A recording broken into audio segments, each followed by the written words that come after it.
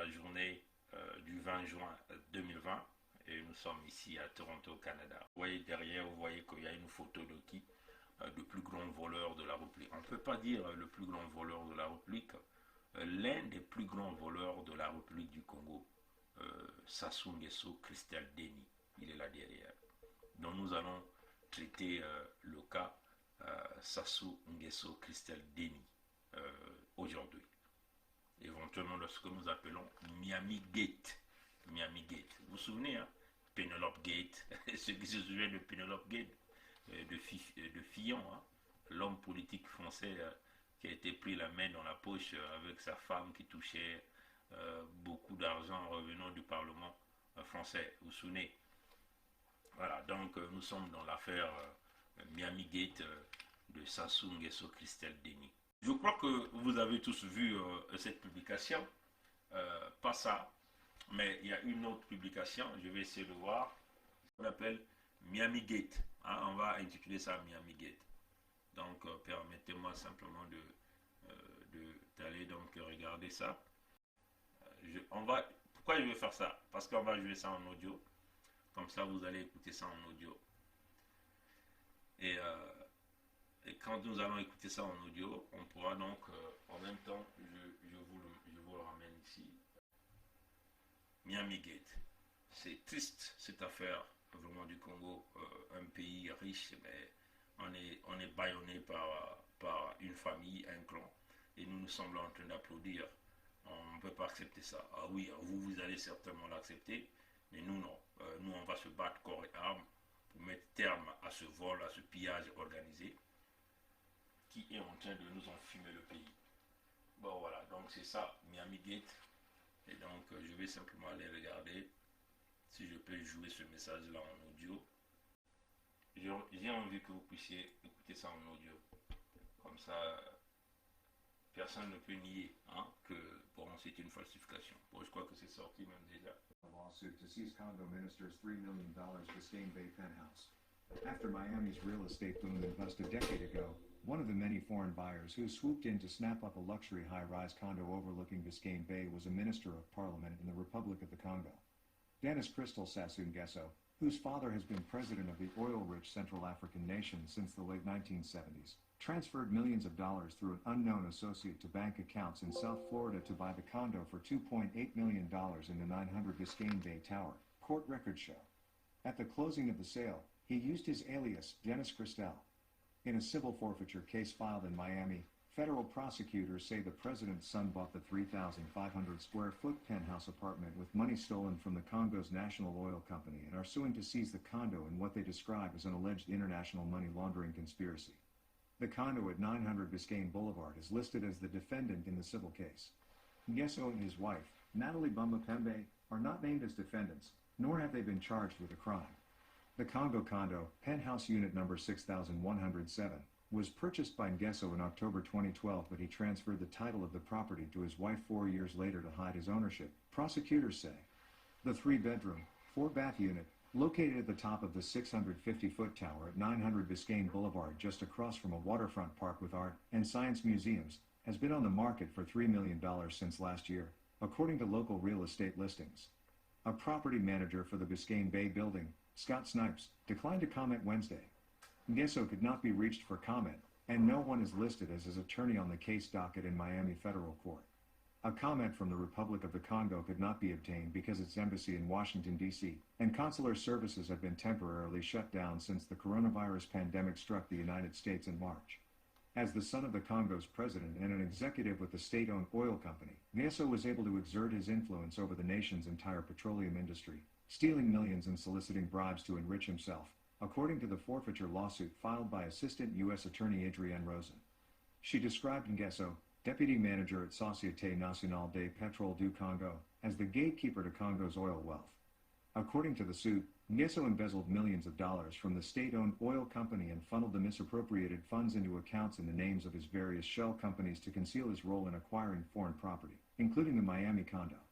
Nguesso transferred about $10.3 million to bank accounts in South Florida opened by an associate, identified as a Gabonese native with U.S. citizenship. Between 2009 and 2016, the suit says, Millions from those transfers were used to buy not only the Biscayne Bay penthouse but also cover taxes, condo fees, and maintenance expenses.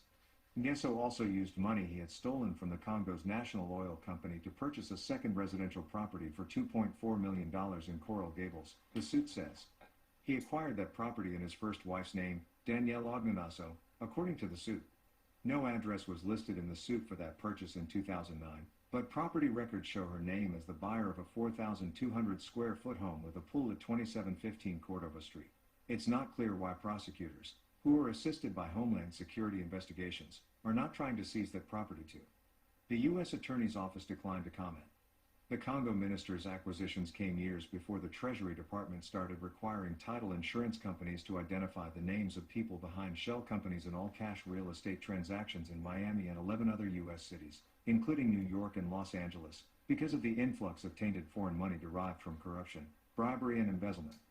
Rosen, the prosecutor who filed the suit, pointed out that Nguesso acquired wealth far in excess of his income as an executive with the Congo state-owned oil company, living extravagantly in Miami, Los Angeles, and Paris. During a visit to Miami in January 2016, Nguesso told U.S. Customs officials that he made $460,000 a year as a deputy manager with Société Nationale des Pétroles du Congo, and that he owned no real estate in the United States, the suit says.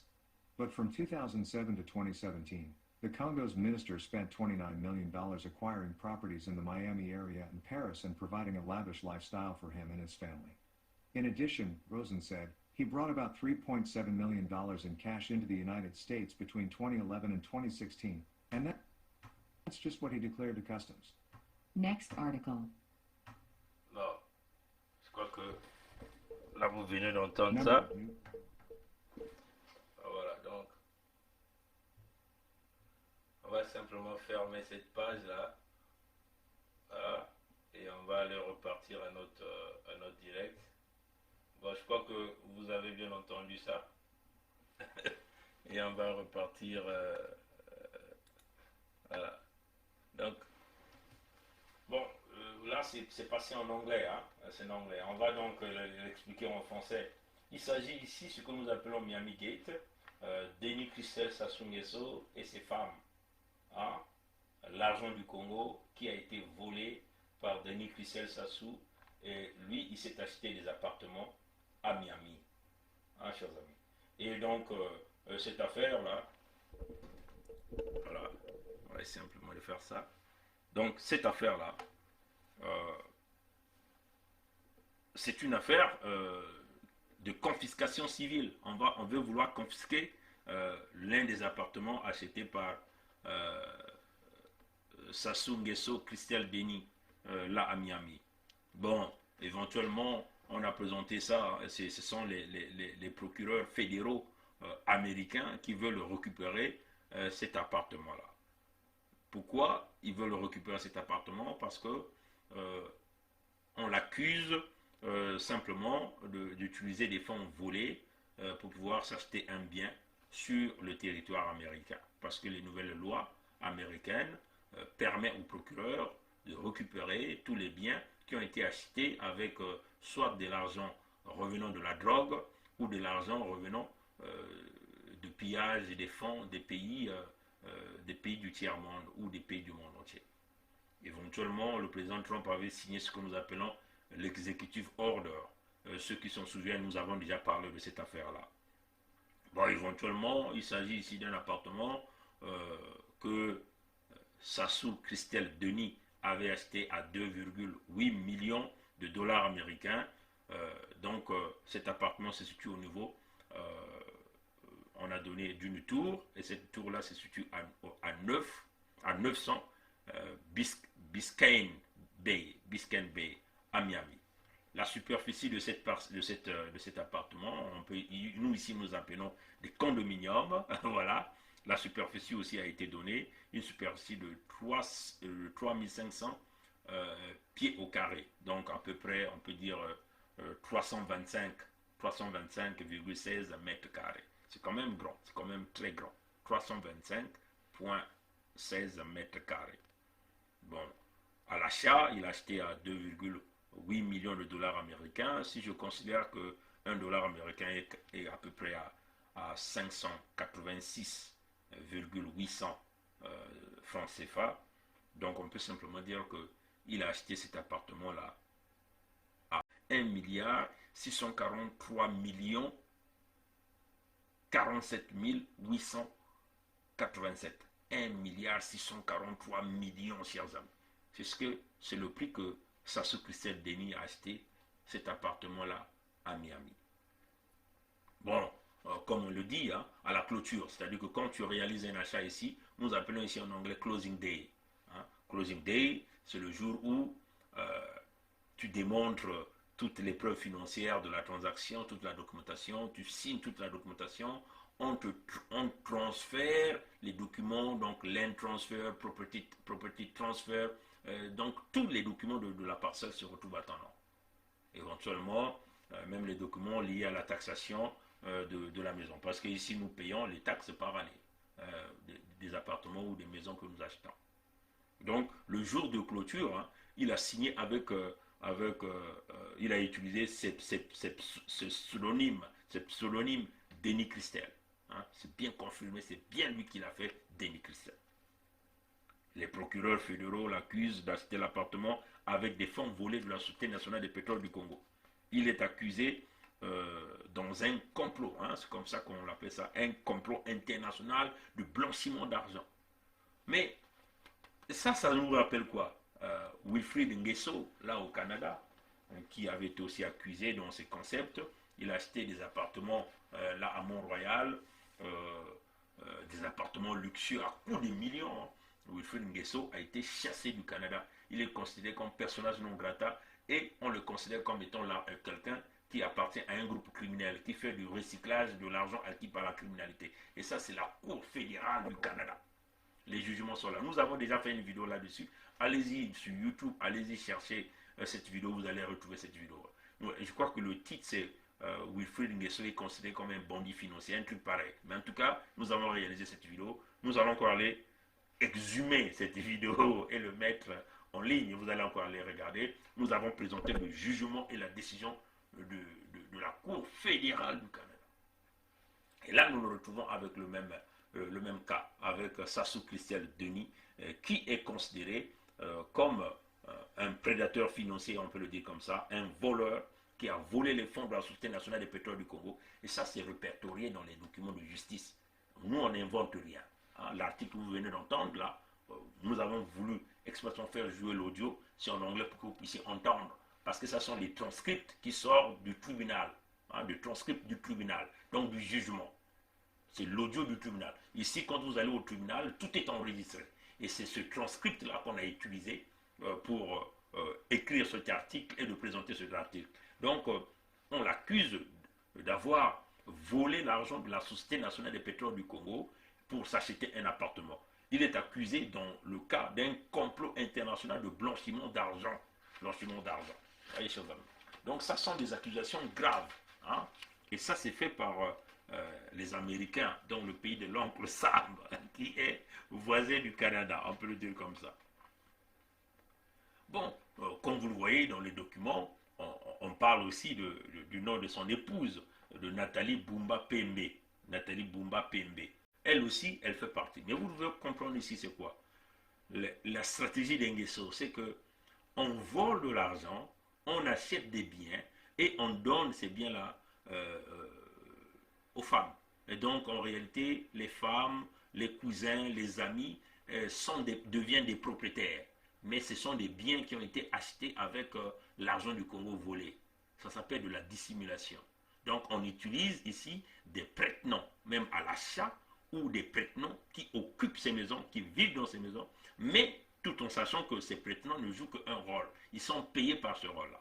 Et là, ce sont les épouses. Voilà pourquoi, quand il s'agira de traquer Denis Christelle, il ne s'agira pas simplement de traquer Sassou Christelle Denis, mais il s'agira aussi de traquer ses épouses, ses copines, et tout le monde qu'il a eu à côtoyer, tous ses amis. Je ne serais pas en disant, bon, le Congo sera mieux demain parce qu'on a mis les gens qui ont détenu l'argent en prison. Non, ma conception est plutôt la suivante. Essayons, à partir de ce que nous constatons, que chacun de nous apporte sa contribution, sa connaissance, son expertise, son savoir-faire pour que ce qui s'est mal fait hier, en réalité, soit corrigé. Et si nous avons des innovations, mettons-les sur la table et construisons le pays. Donc, il ne faut pas qu'on ait cet esprit, qui est très congolais d'ailleurs, je tiens à le noter, de nous dire à chaque fois, ah oui, un tel doit aller en prison. Ah oui, celui-là il a volé, il faut que le président change de gouvernement, celui-là doit sortir du gouvernement. On est essentiellement dans des vindictes, je dirais même populaires ou personnelles, appelons ça comme on veut, parce que notre plaisir finalement réside dans le mal que l'autre aura et finalement c'est simplement cela qu'on attend. Mais en quoi on a construit le pays quand on a agi de cette façon?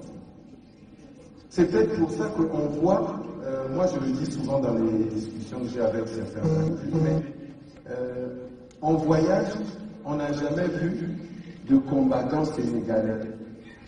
On n'a jamais vu de combattants ivoiriens ni burkinabés. On ne voit que des combattants congolais et des deux Congos au passage. Bon. Pourtant, il y en a, quand on parle avec eux, qui ont des compétences à faire valoir. On se demande qu'est-ce qu'ils font à Paris, en train de critiquer sur les réseaux sociaux l'action du gouvernement ou de critiquer tout ce qui se fait au pays. Mais si les choses ne se passent pas convenablement, viens dans ton propre pays, viens porter la contradiction au Congo et essaye de faire avancer et évoluer les choses de manière différente. Mais la critique permanente, la calomnie, j'en ai parlé tout à l'heure, la délation, l'esprit de jalousie, tout ça ne fera pas avancer le Congo. Donc, monsieur, je suis tout... C'est tout le cercle. On ne peut pas épargner quelqu'un. Tout le monde doit être sur notre ligne de mire quand on fera le recouvrement des fonds volés du Congo. C'est cela. Et ça, il faut l'extendre à tout le monde, à Bouya Jean-Jacques, à Galis Ganongo, à Ondongo Gilbert, à Deningo Kana, bref, à Wilfried Etoka, toute cette magouille que vous connaissez, tout ce monde-là, c'est avec tout le monde qu'il faut faire. Il faut même voir les Gandians, hein, personne ne va être épargné. Les faux députés, la fausse opposition, les Nzaki Mabiala, les Kolela parfaits. Il faut faire une traçabilité pour faire le recouvrement de tous les biens, ce que nous appelons en anglais tous les assets. Parce que tous les biens qu'ils détiennent, ils les ont acquis avec les fonds du contribuable qu'ils ont volés ou ils ont acquis par le biais de la magouille, de la manipulation, et tout ça au détriment du peuple congolais. Donc, on le dit, Nathalie Bumba Pembe, qui est l'une des épouses de Lenny Christel, fait partie de ce que nous appelons Miami Gate dans cette affaire de cet appartement. Et puis, ce condo, on a donné le numéro. Et donc, c'est bien le numéro 6107. Donc, 6107 a été acheté en octobre 2012. Donc, encore comme on a dit, en octobre 2012, ce type l'avait acquis à 1 milliard 643 millions 40 897 francs CFA. Donc, on peut simplement dire 1 milliard, il avait acquis en octobre 2012 au prix de 1 milliard 643 millions de francs CFA.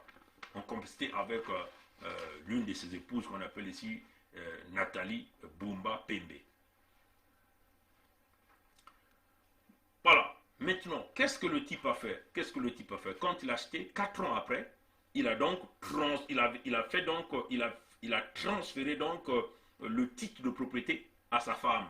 Ah, ça c'est la manipulation, hein, c'est la partie que j'ai failli confondre.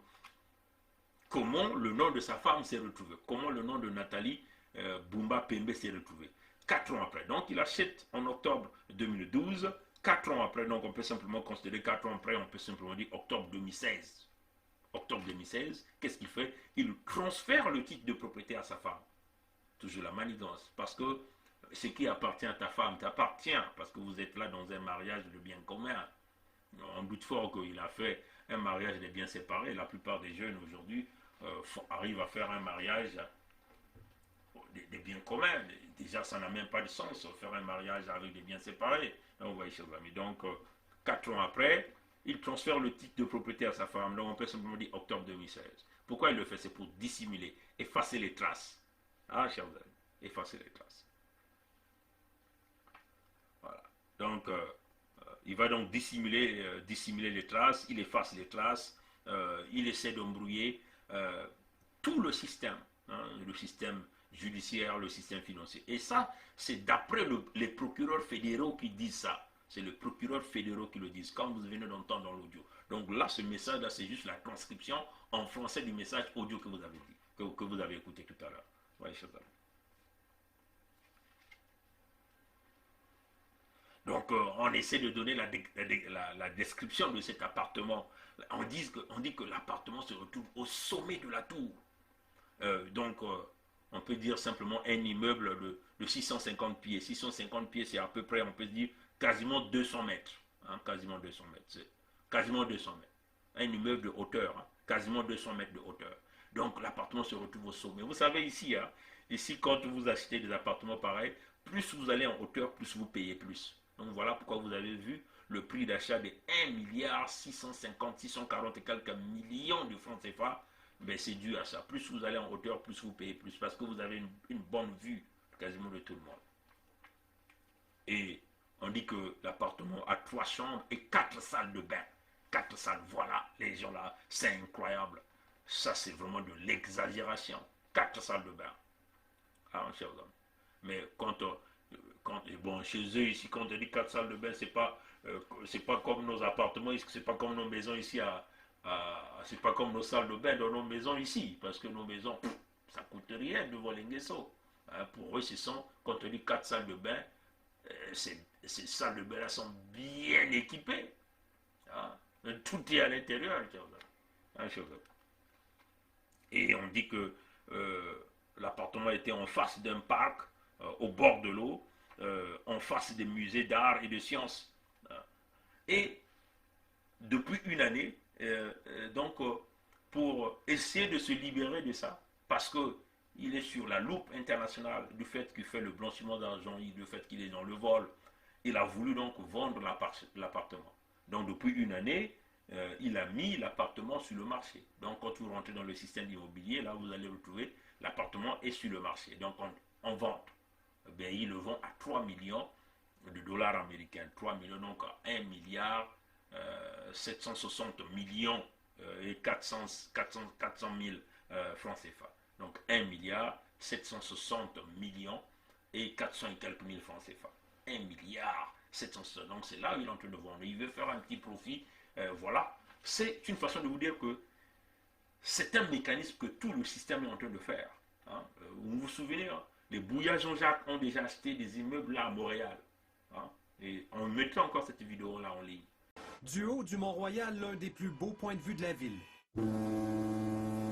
Ici, dans le Vieux-Port, Montréal, carte postale.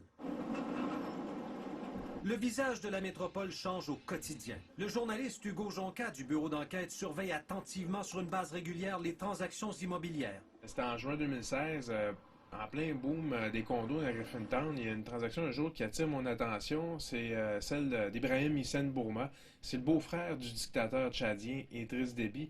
Lui, tout d'un coup, il achète plus de 3 millions de dollars de condos d'un coup. Une année complète d'enquête journalistique menée par Hugo Jonca et ses collègues pour apprendre que des dizaines de propriétés, particulièrement ici à Montréal, sont entre les mains des politiciens, des hauts gradés et des hommes d'affaires proches des régimes les plus corrompus d'Afrique. Ils investissent depuis des années dans l'immobilier québécois, presque toujours sans prendre d'hypothèque, ce qui ne semble pas avoir éveillé la curiosité des autorités. C'est des dizaines de propriétés, mais c'est une quinzaine de personnes, puis il y en a pour plus de 30 millions de dollars. Vous avez bien entendu autour de 35 millions de dollars de propriétés achetées au Québec par des individus qui, pour la plupart, ont fait l'objet d'enquêtes pour divers délits ou crimes financiers, soit dans leur pays d'origine, soit en Europe, où les procès sur la corruption de despotes africains se multiplient.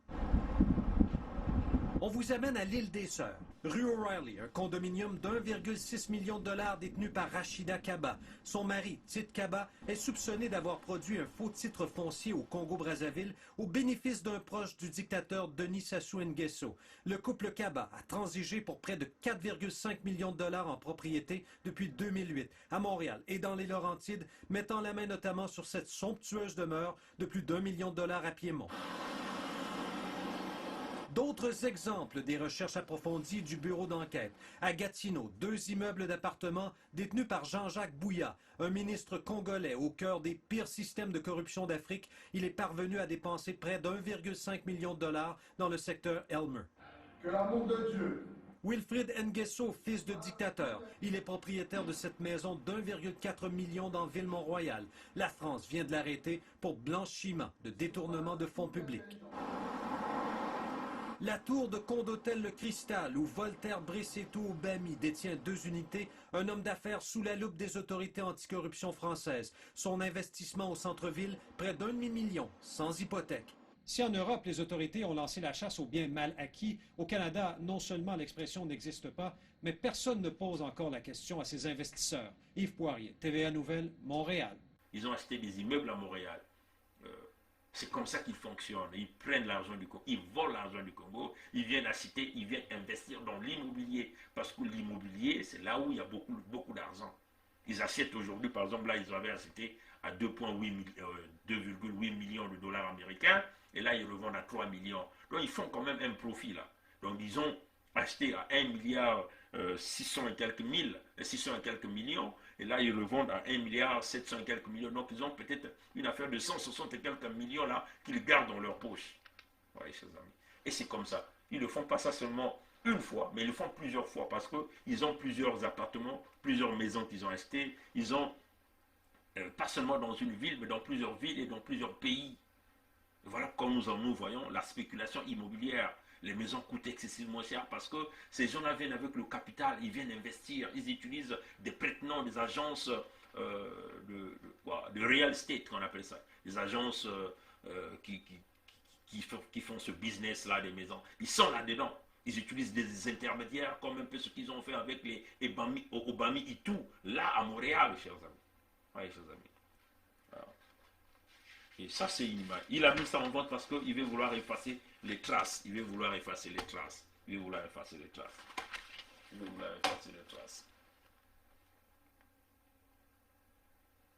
Bon, comme vous avez entendu, le tribunal a dit Nguesso n'a jamais fait de commentaire. Donc, éventuellement, Sassou Christelle Denis n'a jamais fait de commentaire sur cette affaire parce qu'il sait que c'est une réalité, c'est une vérité. Si c'était le mensonge, mais nous pensons qu'ils devaient déjà vous envoyer leurs avocats, les avocats qu'ils payent avec les fonds du Congo, pour faire des démentis sur les médias, soit la plupart du temps ce sont les médias français qu'ils utilisent pour faire ces démentis, chers amis.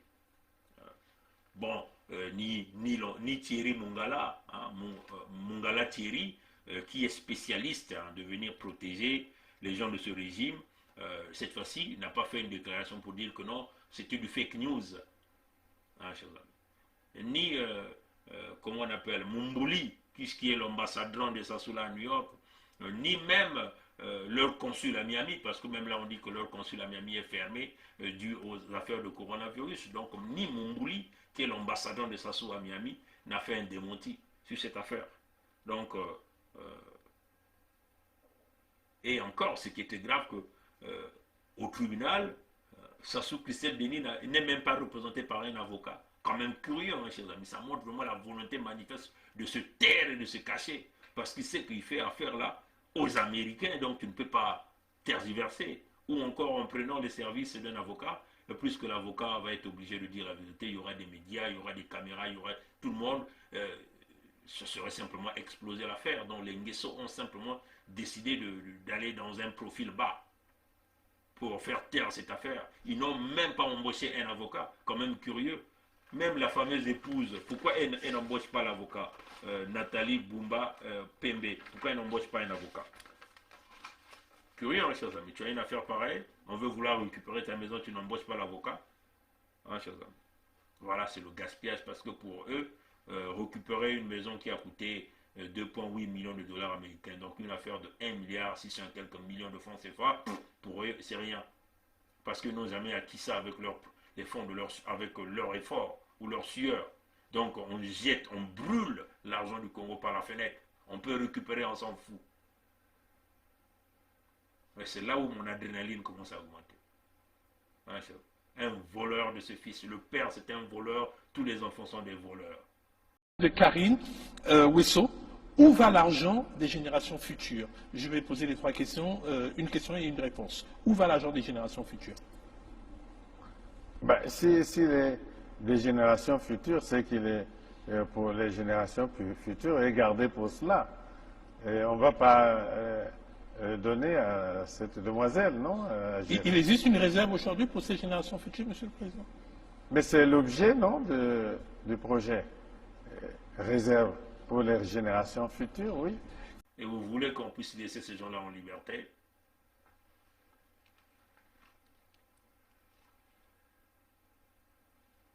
Voilà, c'est comme on me dit, quand on refuse même d'embaucher l'avocat, ça veut dire quoi? Ça démontre bien la présence de l'existence des prétendants, parce que l'avocat, le tribunal va chercher à savoir qui on a utilisé pour acquérir ce bien, qui a signé, qui a fait les démarches, comment l'argent est rentré, les transactions, les vérités devaient sortir. Donc on doit protéger tous les prétendants, tous ceux qui travaillent pour eux. Et comme ça, Lenzo Mathias ose venir nous dire d'une table ronde, ou le Bonaventure Mbaya ose venir nous parler d'un dialogue, ou quiconque veut vouloir nous parler d'une quelconque élection. Donc vous êtes malade. Ça ne va pas du tout là. Une mafia bien organisée dans tout ce groupe, dans tout ce système, et dont le père devient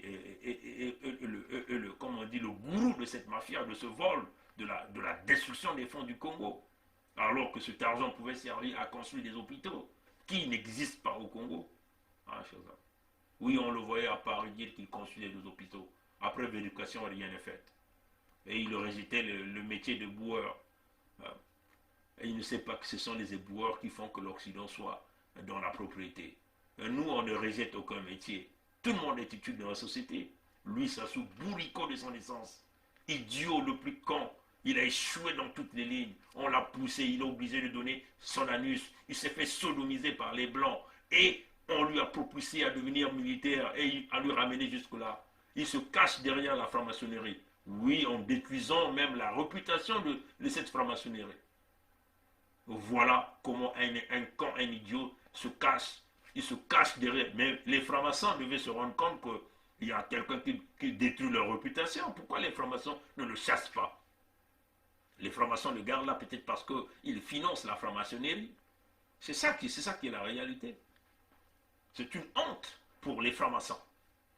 Mais les francs-maçons en Occident, on peut dire, ce sont les francs-maçons qui ont bâti les États-Unis. C'est ça qui est la vérité. Donc c'est une façon de vous dire que vous avez un manipulateur qui a emmené la corruption dans la franc-maçonnerie, et tous ceux qui se disent les grands maîtres 33 degrés sont des lèche-culs de Sassou, parce que pour des matières d'argent. Voilà un con qui a tout échoué et qui est en train de briser, de fracasser l'économie du pays en permettant à ses enfants de piller l'argent, de détruire les biens. Voilà un appartement qui est en train de se faire récupérer. Comme on dit, ça pouvait être les fonds souverains du Congo, cet appartement-là. Mais que les Américains vont récupérer parce que le fils est rentré dans le complot du blanchiment d'argent international. Et ça, ce type-là ne peut pas s'échapper. Denis Christel, moi je le dis, il sera sur ma première ligne de mire. Il va rembourser tous les fonds du Congo. Ne t'en faites pas, la route tourne.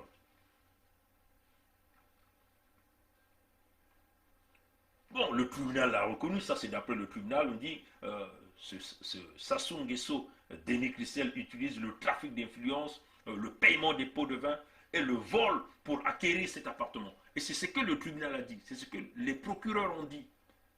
Mais nous savons, les pots de vin, pour eux, c'est une démarche normale, c'est une respiration. Le trafic d'influence, mais ça c'est connu. Au Congo, tout le monde est dans la répression parce que le peuple congolais a peur. Voilà pourquoi nous disons il faut armer le peuple congolais. Il faut armer le peuple congolais pour que ce peuple-là puisse se défendre. C'est peut-être ça la solution. C'est peut-être ça la solution. Face à un réseau mafieux bien organisé, qu'est-ce qu'il faut faire? Vous voyez que l'avocat de l'État américain, ou on peut simplement dire le procureur décrit Sassou Christel Denis comme le gardien de la richesse du pétrole du Congo, comme le gardien de la richesse du pétrole du Congo. Mais vous savez, hein, chers amis, ce type-là a dirigé la Société nationale du pétrole du Congo pendant quasiment plusieurs années, on peut dire de 2001 à 2017, sans compter les années qu'il a passées dans la Côte-Trade, les mêmes magouilles, qui serait un autre épisode que nous ferons, selon un autre article qui venait de sortir dans le vol de toute cette famille, que nous allons décrire. Nous allons aller étape par étape par rapport à cet article, et nous allons prendre tout un direct pour ça. Donc on le décrit comme le gardien de la richesse, le gardien de la richesse pétrolière du Congo. C'est comme ça que le procureur le décrit, le procureur fédéral le décrit. Voilà un homme qui a eu l'argent du pays entre ses mains, notre pays qui dépend à 85% du pétrole, mais un homme qui a fracassé l'avenir de tout le monde. Et vous osez dire quoi? Vous osez dire que vous allez vous asseoir sur une même table avec un criminel comme ça, reconnu internationalement. Il est reconnu criminel, voleur internationalement. Celui qui a fracassé le rêve de tout un chacun de nous. Il n'y a pas d'autre raison. Il faut se battre pour mettre ces gens-là hors d'état de nuire et récupérer les magots du Congo, aller même dans leurs maisons, dans leurs bunkers, parce qu'ils ont dissimulé l'argent dans les domaines immobiliers et dans des banques partout, à travers le monde entier. Surtout en Afrique, n'en parlons pas. Sans compter le cash qu'ils ont caché dans des maisons privées qu'ils détiennent en Afrique, partout ailleurs. Il faut récupérer cet argent. On ne peut pas tergiverser avec ces gens-là, chers amis. Le tribunal est clair, il a volé les fonds de la Société nationale des pétroles du Congo. Et le tribunal a même démontré la manière dont il vole les fonds. Il achemine les fonds volés vers les comptes au nom de diverses sociétés écrans. Mais c'est comme ça, l'Enguesso. On a déjà fait plusieurs vidéos sur les sociétés écrans d'Enguesso. Comment ils prennent une compagnie, ils divisent cette compagnie en multiples compagnies, donc en multiples racines. Et donc on fait circuler de l'argent d'une compagnie à une autre, une compagnie à une autre pour effacer les traces du vol. Mais vous n'allez pas vous échapper. Vous connaissez un peu les petites investigations que nous sommes en train de faire. Ça, ce n'est encore rien. Mais quand nous aurons ces dossiers du Congo-là, pour traquer les fonds du Congo, ne vous en faites pas. Vous allez voir les grandes investigations. Vous serez surpris comment nous allons dénicher tout. Nous allons tout exhumer partout où vous avez caché cet argent. Vous ne nous connaissez pas. On va vous montrer les corps d'investigation. Comment récupérer l'argent du Congo, la traçabilité. Il y aura des compteurs. Les Congolais iront voir, oui, le travail que nous sommes en train de réaliser pour récupérer cet argent.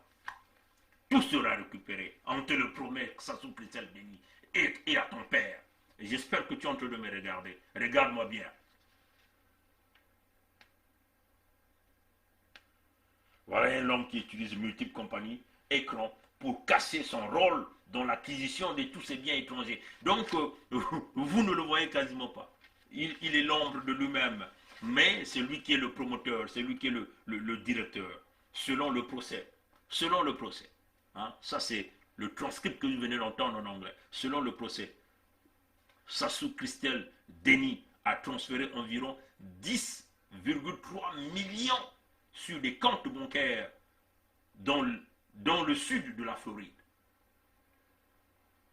Des comptes ouverts par un associé identifié gabonais, mais de citoyenneté américaine. Hein? Et ça s'est fait entre 2009 et 2016.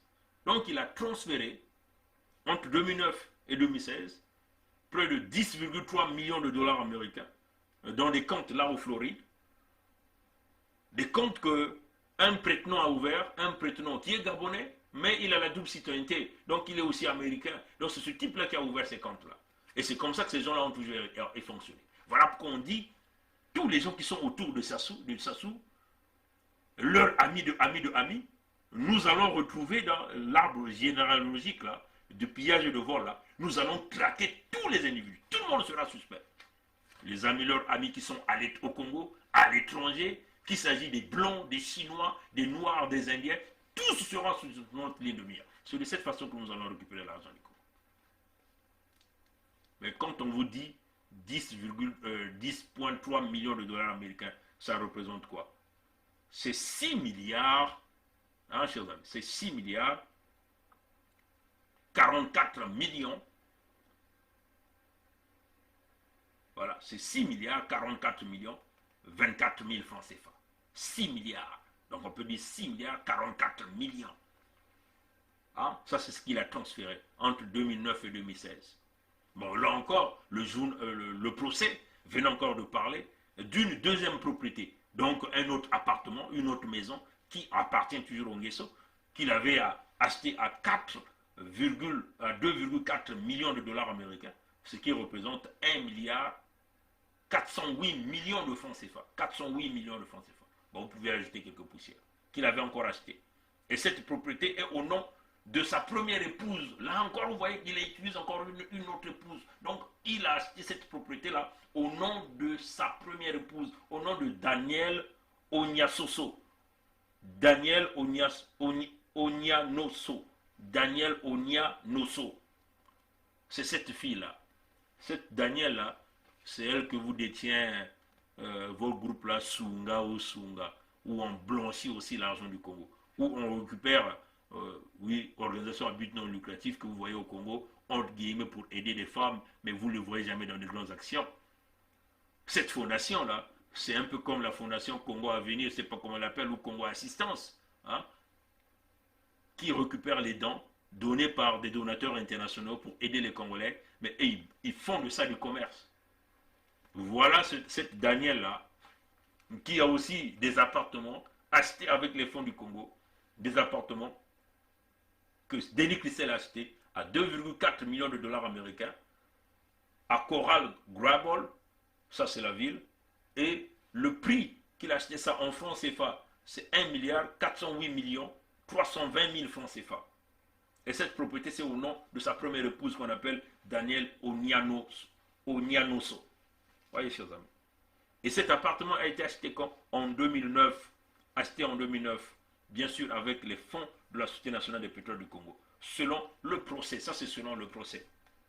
Encore, on a décrit cet appartement. C'est une maison de 4200 pieds au carré. Donc, à peu près, on peut dire 390 mètres carrés. 390 mètres carrés. Avec une piscine. Et on a donné même le numéro de la rue. Au 2715, donc 2715, rue Cordava. Et tout ça, c'est dans le secteur, toujours à Miami. Allez, chers amis.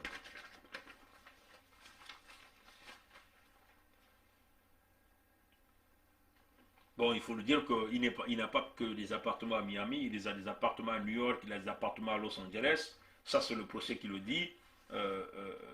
On simplement dit que Sassou Christel Denis est qualifié par le procureur de la Cour fédérale comme un individu vivant de façon extravagante à Miami, à Los Angeles et à Paris.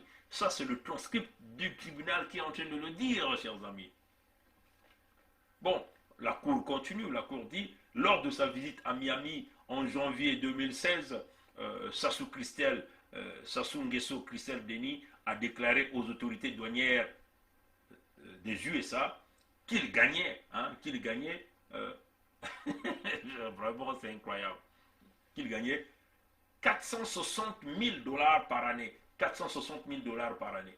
Donc si vous essayez de convertir 460 000 dollars par année, ça veut seulement dire que le salaire de Denis Christel par année, c'était de 269 931 661 francs CFA. Donc ça c'est le salaire, ça c'est ce qu'il a déclaré, qu'il gagnait, ça c'est ce qu'il a dit aux douanes américaines.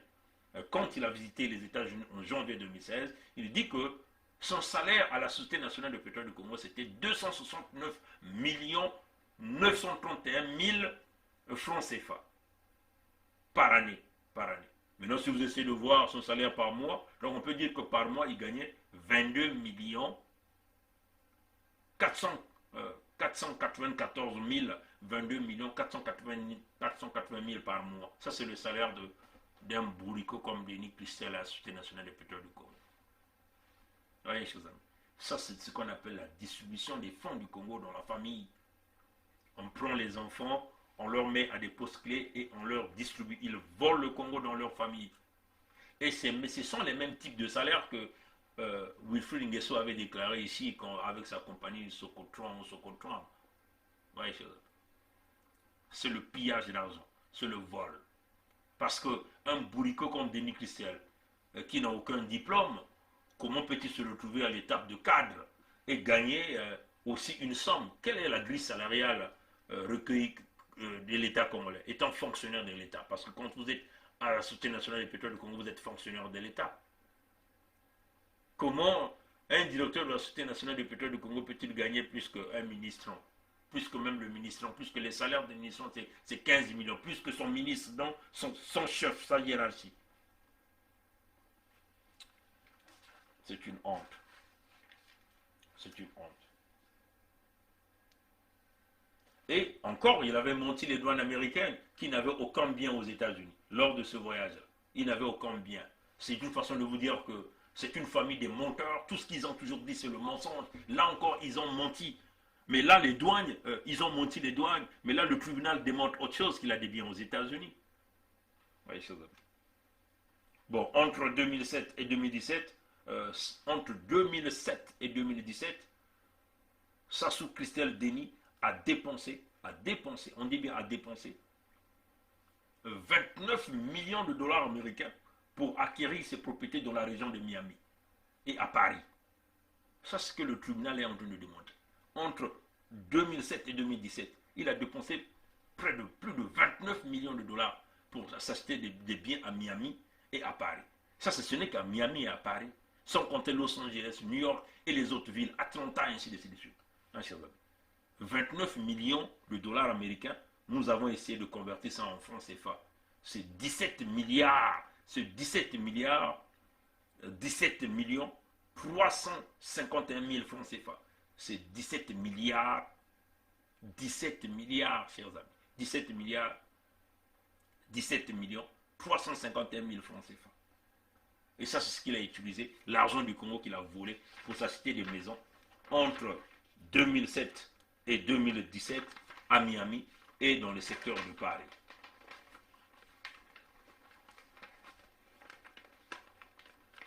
Le procureur a encore dit ceci dans ce procès de Miami Gate, hein, que Sassou Christelle Denis a apporté environ 3,7 millions en espèces aux États-Unis entre 2011 et 2016. En espèces. Il a apporté en espèces dans sa valise entre 2011 et 2016 une somme de 3,7 millions en espèces qu'il a apporté aux États-Unis. Et 3,7 millions de dollars américains, c'est équivalent à 2 milliards 171 millions 175 000 francs CFA. 3,7 millions, ça ce sont des approximations que je vous donne. C'est environ en espèces qu'il a apporté entre 2011 et 2016. 2 milliards 171 millions 175 000 francs CFA. Ce qu'il a apporté. C'est exactement ce qu'il a déclaré au service de douane. Toutefois qu'il venait aux États-Unis pendant la période de 2011 à 2016, c'est ce qu'il a déclaré, les sommes et les douanes vérifiées, comptabilisées. Parce que c'est ça la traçabilité dans nos États. Voyez, et donc ça c'est une réalité, une façon de vous dire qu'on ne peut pas tergiverser avec des voleurs réputés de la République. Le cas de Denis Christelle, c'est clair, c'est un voleur réputé. Et nous pensons qu'il faut se battre corps et âme pour mettre hors d'état de nuire cet individu. Voilà un peu ce que je tenais à dire aujourd'hui. Vous voyez bien que dans des contextes pareils, ne nous parlez pas de l'élection. Il faut plutôt parler de chasser Sassou du pouvoir pour faire le recouvrement de tous les fonds du Congo. Sinon, nous n'allons pas s'en sortir. Ce qui est clair que tant que ces individus seront là, le pays va continuer à aller dans la fumée. Vous comprenez bien que nous vivons un complot international, qu'il s'agit des bailleurs de fonds internationaux qui sont en train d'aider Sassou, comme le Club de Paris qui a donné un break. On a essayé de geler les intérêts du 1er mai au 31 décembre. Là encore, ça montre que ces gens-là veulent vouloir favoriser Sassou, malgré qu'il y a tous ces scandales-là, tous ce vol-là.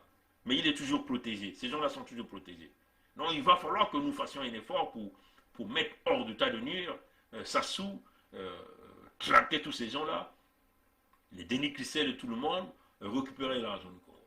Bon, là encore, vous venez certainement de voir la décision de la Chine. Nous avons mis le transcript du discours du président de Xi Jinping discours qu'il a tenu le 17 juin à Pékin sur un sommet sur l'Afrique, Chine, regardant comment la Chine pouvait aider l'Afrique dans le cas de coronavirus. Ce transcript est là sur notre mur de Facebook. Nous avons mis tout le transcript en français. Vous pouvez aller le lire.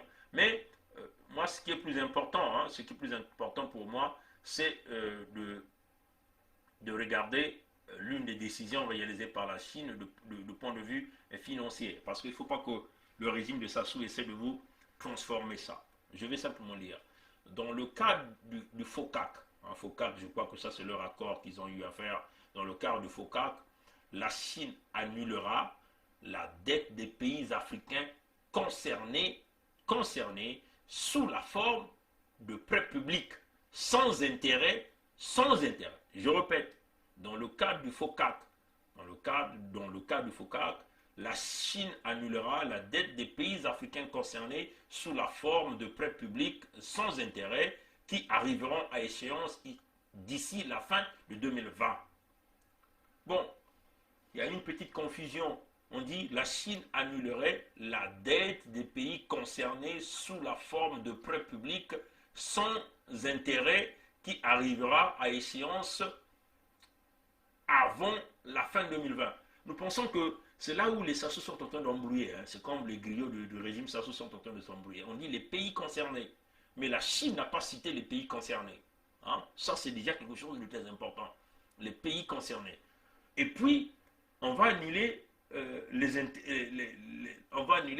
la dette publique sans intérêt. La dette publique sans intérêt. Sans intérêt. Pour une échéance qui arrive pour une période d'échéance qui arrive à la fin 2020. À la fin 2020. Donc ça rejoint un peu comme le Club de Paris, qui a gelé les intérêts du 1er mai au 31 décembre. On gèle les intérêts, mais la dette est toujours là. Les pays-là ne peuvent pas payer, la dette, ne peuvent pas payer leur paiement mensuel de dette pendant cette période.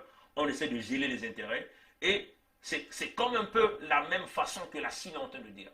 Nous allons annuler la dette des pays concernés sous la forme de prêts publics sans intérêt qui arriveront à échéance d'ici la fin. Donc, c'est encore une petite période qu'on a donnée. Donc là encore, vous voyez que si jamais le Congo est concerné, si la Chine considère le Congo comme faisant partie de cette équation, ça va encore avoir une petite brique. Donc, il va avoir des intérêts gelés, peut-être une petite dette qui devait payer pendant cette période-là. La Chine va frauder ça. Et donc, ça va encore avoir un petit break. Et ce break-là va lui permettre d'aller acheter des armes, payer des mercenaires et continuer à faire le sale boulot pour le Congo. Vous voyez, chers amis. Voilà pourquoi nous sommes en train de dire que nous sommes en train de vivre un petit complot international. Mais par contre, la Chine continue. Pour les pays africains les plus durement touchés par le coronavirus et soumis à de lourdes difficultés financières, le stress, la Chine travaillera avec la communauté mondiale pour leur apporter son soutien accru, notamment en prolongeant la période de suspension de la dette afin de les aider à surmonter la difficulté actuelle. Oui, ça rejoint le Club de Paris. Les pays durement touchés par le coronavirus. Là, nous revenons encore sur les effectifs ou le nombre de gens touchés par le coronavirus au Congo. Mais vous savez que tous les cas de coronavirus au Congo, la plus grande partie, c'est des chiffres falsifiés. C'est cela parce que rien n'a été prouvé. Nous avons fait plusieurs vidéos où nous sommes en train de démontrer qu'on est en train de mentir, on est en train de gonfler les cas pour aller chercher l'aide internationale. Le cas de Madame Cléo Bafoudinsoni, Cléo qui a été tuée entre l'hôpital de Makelele, Blanche Gomez et cette clinique Léono, est un cas probable qui démontre qu'elle n'avait jamais coronavirus, mais on l'avait déjà classifié cas coronavirus. Les scénarios que Raoul Chocolat a montré à Pointe-Noire, c'est encore démontré que c'est de la manipulation, il n'y a pas de cas coronavirus. Nous avons fait jouer des audios où on tue des gens plus à l'hôpital. Parce que les gens tirent des perdièmes derrière ces assassinats de masse programmés. Et donc vous voyez que les effectifs de coronavirus sont manipulés. par Sassou pour aller chercher les fonds, ces aides. Vous comprenez donc pourquoi Sassou a encore prolongé de 20 jours le confinement du Congo. Vous le savez qu'il a encore prolongé. C'est depuis le 20 que le Congo devait être déconfiné. Mais il a prolongé encore de 20 jours. Pourquoi il a prolongé de 20 jours? Parce qu'il va encore aller chercher cet argent-là. Il va encore augmenter les chiffres pour dire qu'il y a beaucoup de cas de coronavirus et faire à ce que la Chine puisse lui donner un break. Donc on puisse suspendre les paiements des intérêts. Vous voyez, chers amis. Et tout ça, ça va avantager qui? Sassou le manipulateur. Mais nous osons croire que la Chine n'est pas aussi bête. La Chine comprend qu'on fait face à un escroc. La Chine comprend que nous faisons face à un manipulateur, à un voleur. Et donc, il faut mettre terme à tous ces avantages qui permettent à Sassou de respirer alors qu'il est allé contracter des dettes. Et d'une part, il continue d'acheter des armes. D'une part, il continue de payer les mercenaires. Et de l'autre part, cet argent qu'on donne le brick à Sassou ne nous permet pas de construire ni les hôpitaux, ni d'équiper les hôpitaux pour pouvoir véritablement traiter les Congolais. Alors vous comprenez que tout le discours qu'il avait dit au niveau de Paris, lorsqu'il avait rencontré la fausse diaspora de Paris à cette époque, où il disait qu'il construisait des hôpitaux, aujourd'hui nous sommes face à un véritable tribunal qui est coronavirus, qui a démontré qu'aucun hôpital n'a été construit et que le Congo vit aujourd'hui sous la perfusion des aides internationales. Et donc nous sommes en train encore de nous dire qu'on ne peut pas continuer à sauvegarder Sassou. Nous, peuple congolais, nous sommes victimes d'un complot international contre nous et nous n'avons pas de choix, c'est de nous libérer nous-mêmes. S'il faudrait que nous prenions des armes pour chasser Sassou, nous allons le faire parce que en ce moment-là, la communauté internationale verrait que nous n'avons fait que notre devoir citoyen pour chasser un criminel, un brigand qui a mis une mafia au centre du pays et manipuler le pays, détruire le pays, pousser le pays à l'abîme, massacrer le Congolais. Bref, nous ne pouvons pas continuer à laisser Sassou faire cela. Et donc on le dit, nous vivons toutes ces aides-là, ces petits breaks-là. Si la Chine considère le Congo dans sa liste, vous voyez que Sassou va encore avoir un champ de manœuvre pour manipuler, vous forcer à organiser une fausse élection, parce que le PCT est déjà prêt, le PCT a dit qu'ils iront à l'élection, mais on va leur dire que si vous allez à cette élection-là, nous allons faire exploser le Congo. Et éventuellement, les partenaires de Sassou qui continuent à protéger le pouvoir de Sassou, nous allons exploser le Congo et tous nous allons perdre. C'est ça la réalité. Donc, la solution elle est claire. Nous avons besoin de minimum 40 à 50 000 troupes des Nations Unies au Congo. Nous allons dissoudre les forces de milices de Sassou et nous allons mettre en place une véritable équipe de transition qui va conduire à bien les affaires du pays et éventuellement ramener l'espoir dans le peuple congolais. Voilà un peu ce que je tenais à dire aujourd'hui. On était un peu trop long, mais c'est ça. On reviendra sur un autre direct, là où nous allons parler du vol organisé de la famille Sassou selon l'article qui a été publié. Merci d'avoir suivi ce direct. Au nom du cardinal Émile Beyenda, Monseigneur Ernest Kombo, Augustin Kalakala, Maître Ambroise Malonga, Bruno Osebi. On ne veut pas oublier Régis Batola. Les disparus de But de Brazzaville, qui sont à plus de 10 000, les jeunes de Chakona, ceux qui sont partis le 4 mars 2012, le génocide dans le Poul, tous ceux qu'on a massacrés lors du référendum de Sassou, ou tous ceux qui tombent dans les villes du Congo dû à la répression des milices privées de Sassou Nguesso. Nous n'allons pas oublier le capital de décès de Sassou qui s'élève à plus d'1 million de Congolais. On ne va jamais oublier tous ceux qui sont tombés, nos ancêtres qui sont partis, que toutes ces âmes continuent à intercéder auprès du Dieu créateur pour nous. On ne veut pas oublier, je ne veux pas aussi oublier ici l'esprit de mon père, ma mère, mes frères et ma soeur. La lutte continue, le peuple gagne toujours. Ingeta, à la prochaine, chers amis.